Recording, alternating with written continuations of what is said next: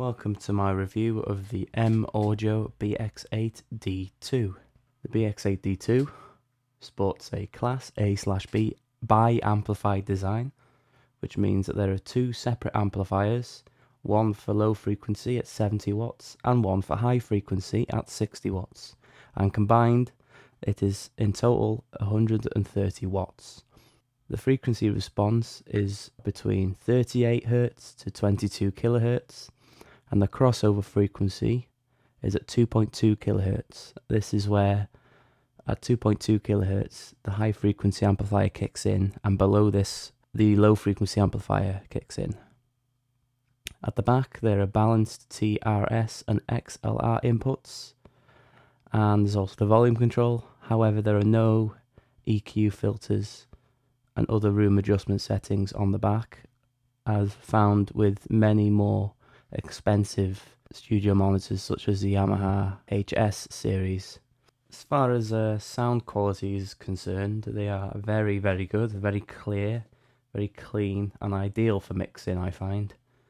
And if your mix sounds good through these, and also if they sound good through a decent set of headphones, then they will sound good on anything, to be honest. And unlike the old BX8 Deluxe model, which they now replace, those old models had a lot of bass exaggeration. These ones, they don't have it at all. That's been addressed. I noticed also there is a slight upper mid-range boost, which is very handy actually. It's definitely for making you work harder to try and make the mid-range sound better. But it's not exhausting to listen to for a long period of time, so that's a good thing. It's also important to find the sweet spot on these things, as with any studio monitor, I guess. But the sweet spot on these is fairly narrow. You have to have them pointed directly at your ears, and it's best to have them set at ear level, otherwise you will not get the optimum sound reproduction. And it's very easy to find this sweet spot because the blue LEDs, there's one on each studio monitor, and when they're glowing at their brightest, then you know you're in the sweet spot. So to summarise some of the good points, superb value for money. I got these for £280. You now might be able to get them cheaper. I've seen them go in somewhere for £250. I don't know if that offer's still on. So they have very good value for money. They're less than £100 cheaper than the Yamaha HS80M equivalent. The audio quality is very clear. The frequency response is relatively flat actually, especially when you hook it up to a decent audio interface. I use the Focusrite Sapphire Pro 24 DSP, which is very good. It also comes with 3 decoupler pads, and this aids in tightening up bass and helps to prevent vibrations from whatever you've got the monitor standing on. The bass isn't exaggerated like the old BX8 Deluxe series that this new model replaces, and it also has a better frequency response than the older models. It actually goes slightly lower. I think the older models went to about 39 Hz, this one goes to 37. The treble's not overly bright and it's fairly detailed. There's a slight boost in the upper mids, but that's actually a good thing.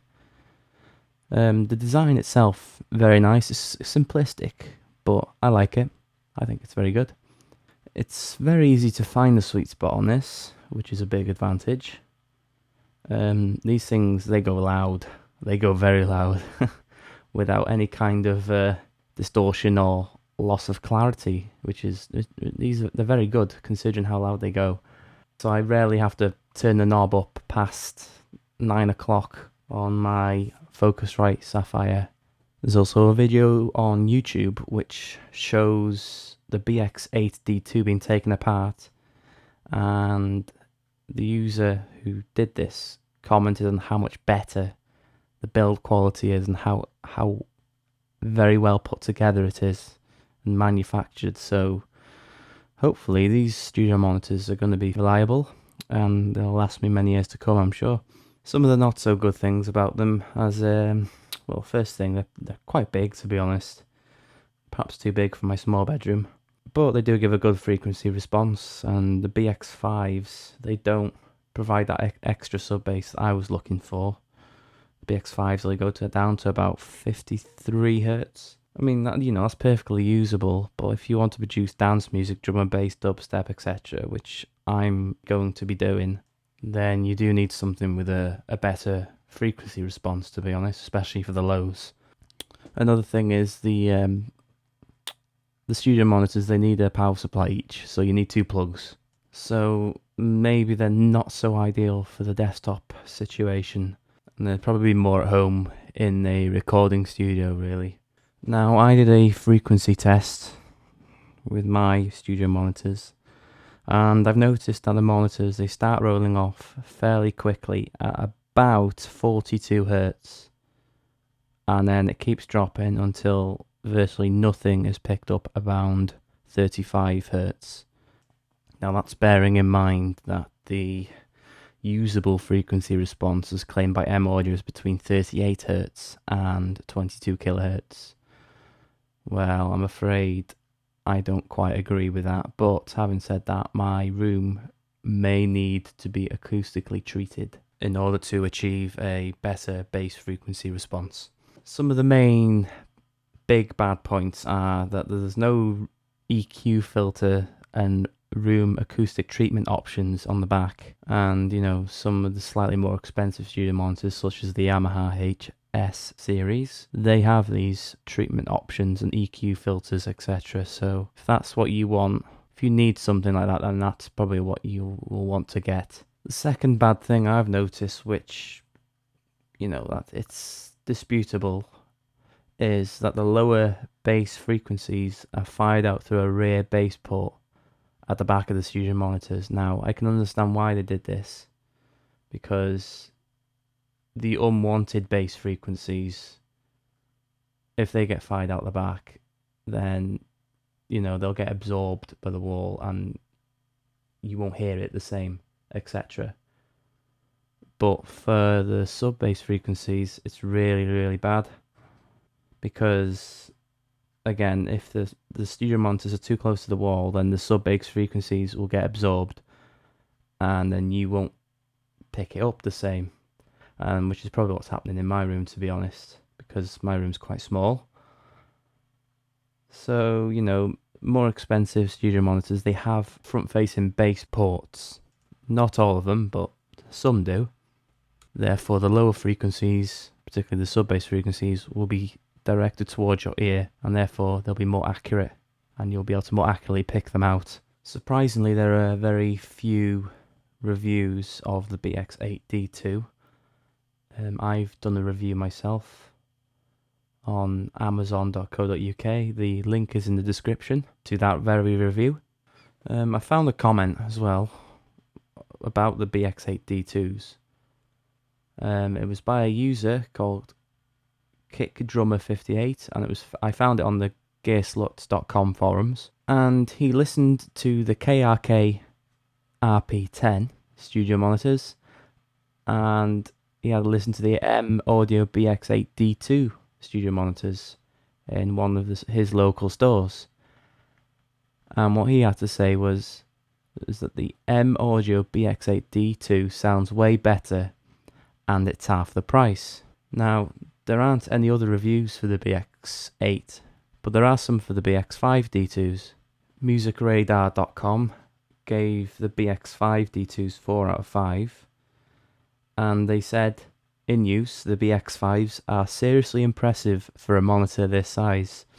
The standout frequency ranges are the upper mids, which tingle with clarity yet provide weighty punch, while the top end sizzles nicely without overcooking content in this area.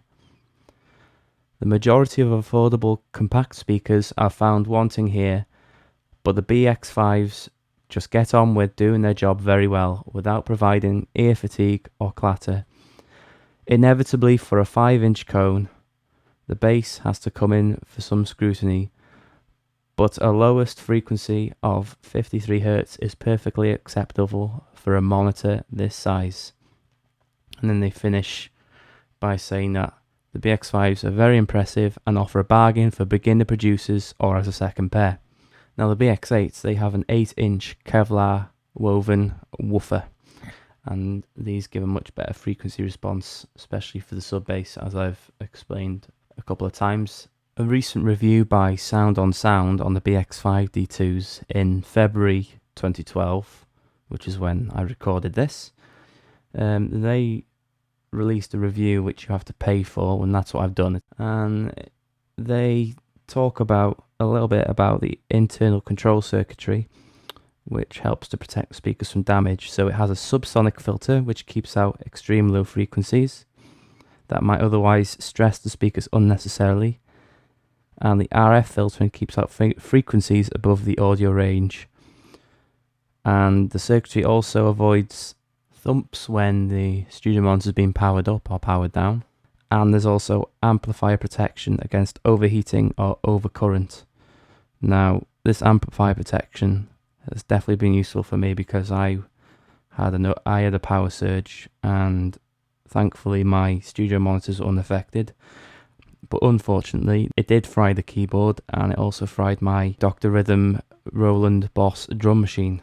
They also say that there's plenty of detail in the mixes, and there's also a very good stereo imaging, and the separation between instruments is good for this class of speaker. Another review I found is by Wired.com. They say these bi-amped beauties are hands down some of the most accurate speakers I've listened to in a long time. Amongst other things, they also say that while the D2s performed admirably, they're still hard speakers to recommend for the average person who's just looking to make the music and videos on his laptop sound better. The lack of standard inputs, the relatively high price tag, the fact that each speaker requires its own power cord, it all adds up to a system that's better suited for the recording studio, not the desktop. Well, yeah, I can see where they're coming from with that, but overall I think I have to disagree. I mean, if it sounds bad through the M Audio BX8, that's probably because it hasn't been produced very well. And so what that will do is then you will become more used to listening to songs that are better produced, and you can then appreciate songs which are better produced. And then finally they finish off by saying that the BX8s have superb build quality, they have a clean, surgically precise sound, and the blue LED lights makes finding your listening sweet spot a bit easier. And that's my review for the M Audio BX8 D2. I like them, they're very cheap and they're very good sound quality. So if you'd like to leave any comments and subscribe to the channel, I hope you've enjoyed. Take care and bye for now.